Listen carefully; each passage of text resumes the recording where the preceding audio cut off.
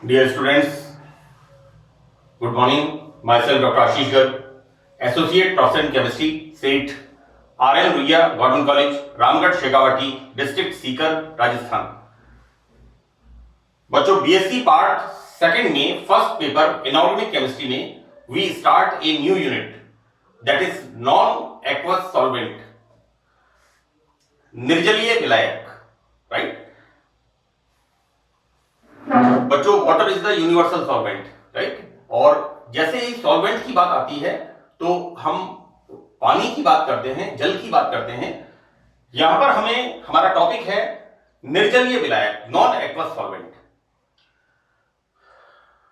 ये टॉपिक हम inorganic chemistry में हम स्टडी कर रहे हैं। तो इनऑर्गेनिक लेबोरेटरी में, अकार्बनिक प्रयोगशाला के अंदर जैसे ही हम किसी रिएक्शन की बात करते हैं तो वहां पर हमें विलायकों की जरूरत महसूस होती है। और विलायक अभिक्रिया में एक बहुत ही महत्वपूर्ण रोल अदा करता है। आप देखेंगे कि दो रसायन जिनकी अवस्था स्टेट सॉलिड होती है वो बहुत धीमी गति से रिएक्शन करते हैं, लेकिन अगर हम उन्हें माध्यम सॉल्वेंट में अगर रिएक्शन कराते हैं तो वो रिएक्शन तुरंत यहां पर हमारी हो जाती है। बच्चों इस चैप्टर के अंदर हम विभिन्न प्रकार के विलायक, उनके गुण, किस प्रकार से वो अभिक्रियाओं को, किस प्रकार से अभिक्रियाएं विलायकों में होती हैं, हम देखेंगे कि एक रिएक्शन जलीय विलायक में फॉरवर्ड डायरेक्शन में होती है, लेकिन एक रिएक्शन एक्वस सॉल्यूशन के अंदर फॉरवर्ड डायरेक्शन में उससे उत्पाद बनते हैं, लेकिन दूसरे विलायक के अंदर वो ही रिएक्शन रिवर्स डायरेक्शन में होती है। तो बच्चों अकार्बनिक रसायन में विलायकों का बहुत ही इंपॉर्टेंट रोल है। हम इस चैप्टर के अंदर विलायकों के विभिन्न प्रकार के गुणों को, उनकी क्रियाशीलता को, उनकी अभिक्रिया के अंदर सक्रियता को हम यहां पर अध्ययन करेंगे। देखिए बच्चों, यहां पर हम देखते हैं कि अकार्बनिक प्रयोगशाला में होने वाली लगभग सभी क्रियाएं सॉल्यूशंस के अंदर होती हैं। और रासायनिक क्रियाओं में एक विलयन के दो प्रमुख कार्य होते हैं कि पहला तो होता है कि बहुत कम गति से क्रिया करने वाले पदार्थ, अर्थात विलायक की अनुपस्थिति में जब दो रसायन क्रिया करते हैं तो उनकी गति बहुत कम होती है। तो विलायक की अनुपस्थिति में बहुत कम गति से क्रिया करने वाले पदार्थ, यहां पर विलायक का रोल क्या होता है कि इन क्रिया कारकों को बहुत ही इनकी सूक्ष्म अवस्था, जिसे हम आयन कह सकते हैं या एटम कह सकते हैं, उसमें पास लाकर अभिक्रिया की गति को ये विलायक बढ़ा देते हैं। उदाहरण के लिए निम्न क्रिया कारक barium chloride and silver nitrate, ये क्रिया कारक ठोस अवस्था में बहुत धीमी गति से क्रिया करते हैं, लेकिन हम जब इन क्रिया कारकों की अभिक्रिया, देखो बच्चों ये दो हमने रिएक्टेंट लिए हैं और ये दो reactant in the absence of solution, in the absence of solvent, in the absence of solvent, विलायक की अनुपस्थिति में इनकी जो क्रिया की गति होती है बहुत धीमी होती है। लेकिन जब हम इन दो क्रिया कारकों को जलीय विलयन में क्रिया कराते हैं तो तुरंत रिएक्शन होती है और क्या मिलेगा? सिल्वर क्लोराइड का व्हाइट प्रेसिपिटेट, राइट। यहां पर जहां हम यह देखते हैं कि दो रिएक्टेंट आपस में विलायक की अनुपस्थिति में बहुत धीमी गति से क्रिया करते हैं, लेकिन जैसे ही हम इन दोनों क्रिया कारकों को, बेरियम क्लोराइड और सिल्वर नाइट्रेट को, हम सॉल्यूशन इसका जल में बनाते हैं तो तुरंत रिएक्शन होती है और रिएक्शन होकर के सिल्वर क्लोराइड का प्रेसिपिटेट, हमें व्हाइट कलर का प्रेसिपिटेट मिलता है। दूसरा बिंदु हम देखेंगे बच्चों यहां पर कि विलयन की सहायता से उत्पादों का पृथक्करण, हम सेपरेशन करते हैं, जो हमारे क्रियाकारक बनते हैं, हमारे जो उत्पाद बनते हैं, और यहां पर उत्पाद 2 हो सकते हैं, 3 हो सकते हैं, राइट। और यहां पर हम बच्चों उनकी अलग अलग विलायकों में विलेयता के आधार पर, right, solubility of the product in different solvents, उसके हिसाब से हम इनका सेपरेशन करते हैं और उनका शुद्धिकरण, प्यूरिफिकेशन विलायकों में आसानी से कर सकते हैं। तो ये 2 बड़े इंपॉर्टेंट रोल हैं। कि फर्स्ट रोल तो बच्चों क्या हो गया कि 2 reactant in the absence of solvent, विलायक की अनुपस्थिति में बहुत धीमी गति से क्रिया करते हैं, लेकिन विलायक के अंदर दो हमारे रिएक्टेंट्स आपस में बहुत नजदीक आ जाते हैं और तुरंत रिएक्शन करते हैं। और दूसरा इसके अंदर बच्चों कि हम इनका सेपरेशन आसानी से कर सकते हैं और प्यूरिफिकेशन हम इनका आसानी से, ये 2 बड़े इंपॉर्टेंट रोल हैं सॉल्वेंट के। आगे इसमें हम देखते हैं कि इस प्रकार हम किसी भी अभिक्रिया में केवल अभिक्रिया करने वाले पदार्थों पर ही अधिक जोर, see this is the important role, यहां पर हम जो रिएक्टेंट हैं उनकी बात करते हैं, यानी यहां पर रिएक्टेंट को हम महत्वपूर्ण मानते हैं, लेकिन बच्चों यहां पर रासायनिक क्रियाविधि में विलायक के महत्व की उपेक्षा करते हैं। देखो बेटा यहां एक ये समझना महत्वपूर्ण है कि किसी विलायक बदलने पर अभिकर्मक एकदम भिन्न उत्पाद बना सकते हैं। देखो बेटा यहां बहुत इंपॉर्टेंट चीज है कि अगर हम सॉल्वेंट चेंज करते हैं तो सॉल्वेंट चेंज करने पर जो हमें उत्पाद मिलेगा वो अलग तरह का उत्पाद प्राप्त होता है, या रासायनिक अभिक्रिया का जो पाथ होता है, जिस पथ से रासायनिक अभिक्रिया हो रही है, ये पथ भी हमारा उलट सकता है। बच्चों उदाहरण के लिए ऊपर वाली जो रिएक्शन है, ठीक, ये रिएक्शन हम देखते क्या है कि बेरियम क्लोराइड और सिल्वर नाइट्रेट एक्वस सॉल्यूशन में रिएक्शन करके सिल्वर क्लोराइड बनाते हैं, राइट। लेकिन यहां पर अगर हम यहां पर सॉल्वेंट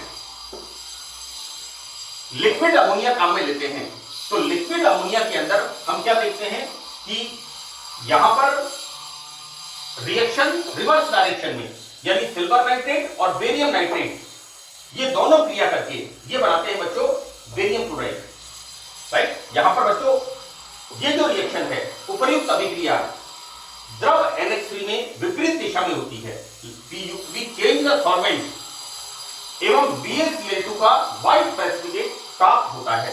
इस तरह से हम देखते हैं कि यहां पर सिल्वर क्लोराइड और बेरियम नाइट्रेट ये क्रिया करके बेरियम क्लोराइड का व्हाइट प्रेसिपिटेट देते हैं।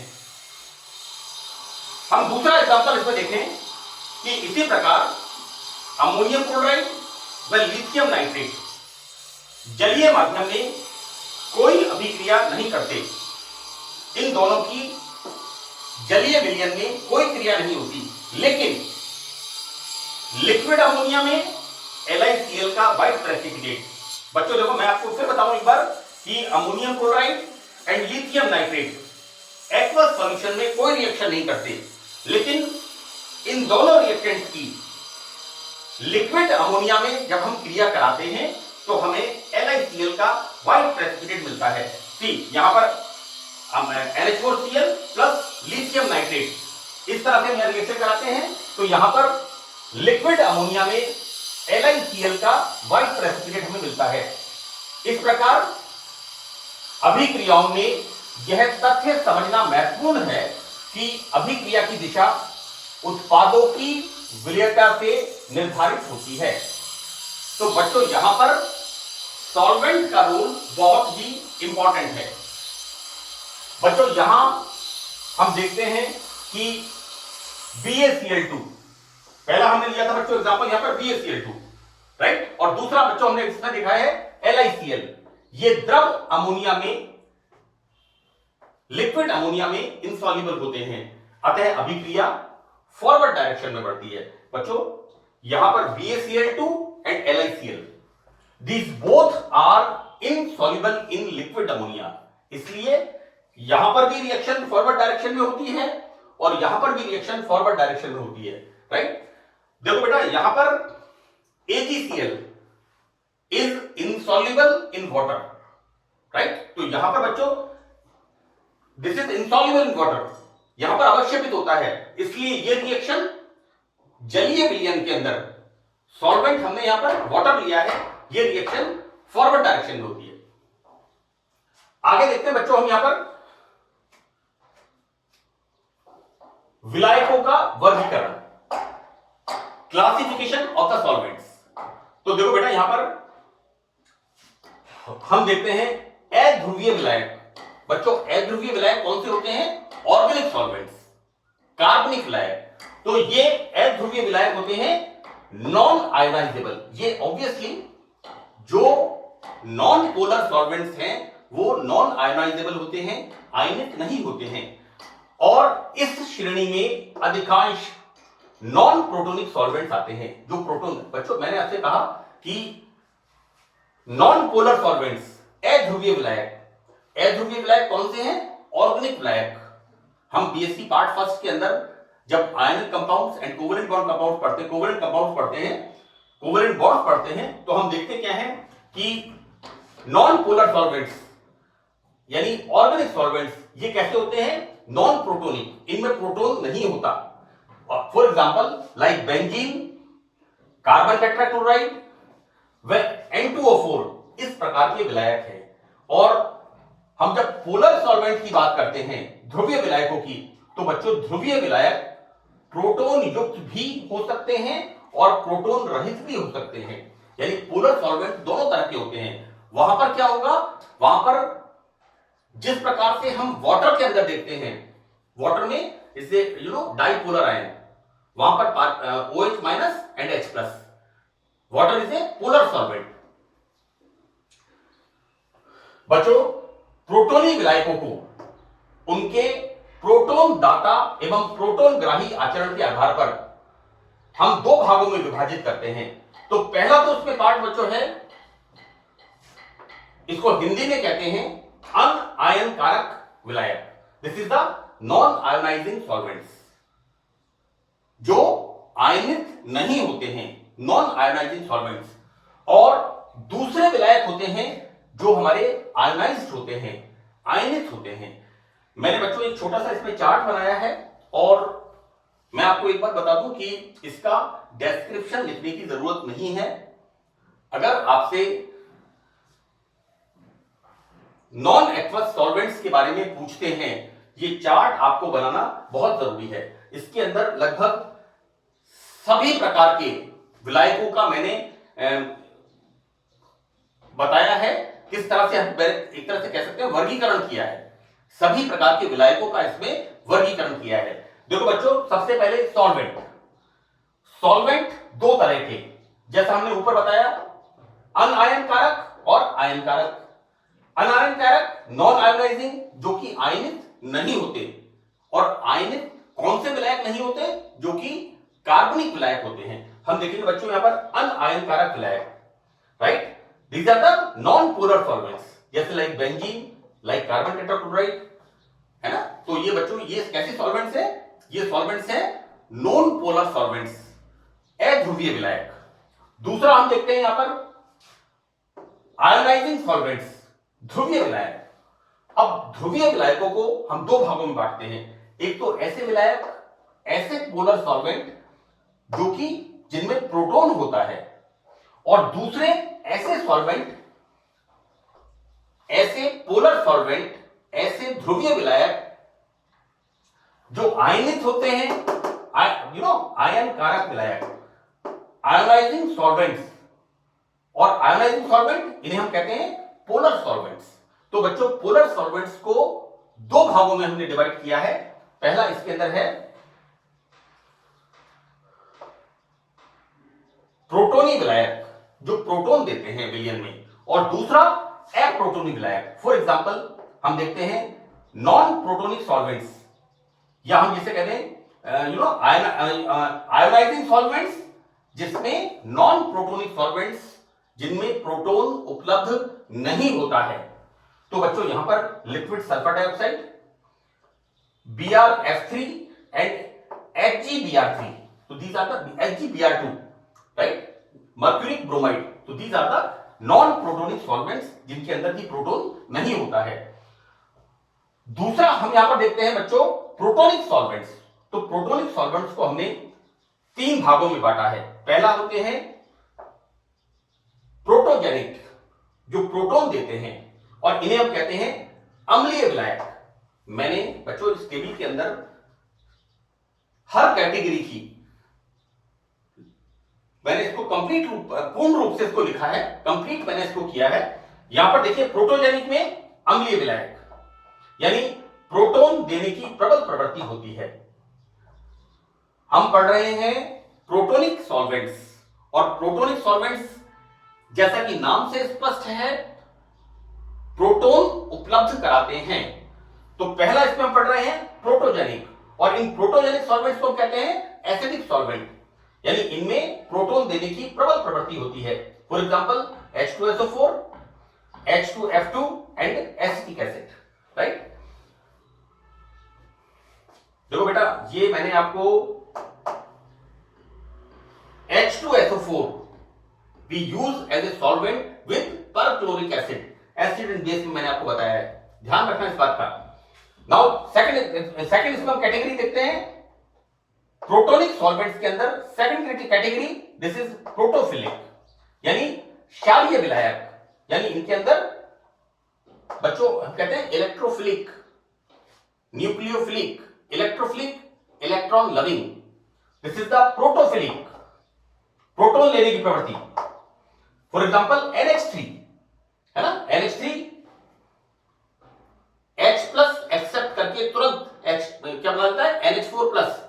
NH3 is act as a base while NH4 plus is act as a conjugated acid, ये मैंने आपको बताया ब्राउनस्टेड एंड लॉरेंस थ्योरी के अंदर। और and the second example is the pyridine, तो दीज आर द प्रोटोफिलिक। जैसे हम पढ़ते हैं इलेक्ट्रोफिलिक, इलेक्ट्रॉन को लेने की प्रवृत्ति, nucleophilic, electrophilic, this is the protophilic, proton ग्रहण करने की प्रवृत्ति होती है। तीसरा बच्चों यहां पर दिस इज द एम्फीप्रोटिक, उभयधर्मी विलायक, और उभयधर्मी विलायक आते ही हम तुरंत वाटर का नाम, water is act as a acid as well as base. यहां पर वाटर जो है, इसे हम जैसा मैंने कहा आपसे यूनिवर्सल सॉल्वेंट है ना, यहां पर देखो बेटा दिस इज द उभयधर्मी विलायक, अम्ल या क्षार दोनों का कार्य कर सकते हैं। तो this for example is the water and the methyl alcohol. तो बच्चों ये हमने स्टार्ट किया है नॉन एक्वस सॉल्वेंट्स, और इस नॉन एक्वस सॉल्वेंट के अंदर ये अभी हमने पढ़ा है इसका इंट्रोडक्टरी पार्ट। नंबर 2, किस तरह से हम सॉल्वेंट्स को क्लासिफाई करते हैं कि solvents non ionising and ionising. तो नॉन आयोनाइजिंग सॉल्वेंट्स कौन से होंगे, नॉन पोलर सॉल्वेंट्स, अध्रुवीय विलायक, these are the organic solvents. And ionising solvents 2 तरह के होंगे, एक तो वो होंगे जो प्रोटॉन देते हैं, और दूसरा जो प्रोटॉन नहीं देते हैं। पोलर सॉल्वेंट्स की बात कर रहे हैं बच्चों। आयोनाइजिंग सॉल्वेंट्स मतलब पोलर सॉल्वेंट। तो पोलर सॉल्वेंट्स 2 तरह के होंगे, एक सॉल्वेंट होंगे जो प्रोटॉन देते हैं, और दूसरा जो प्रोटॉन नहीं देते हैं। और इसको हमने 3 भागों में बांटा, protogenic, so these are the acidic solvents, protophilic, basic solvents, and the second is the third one is the this is the amphiprotic, उभयधर्मी विलायक।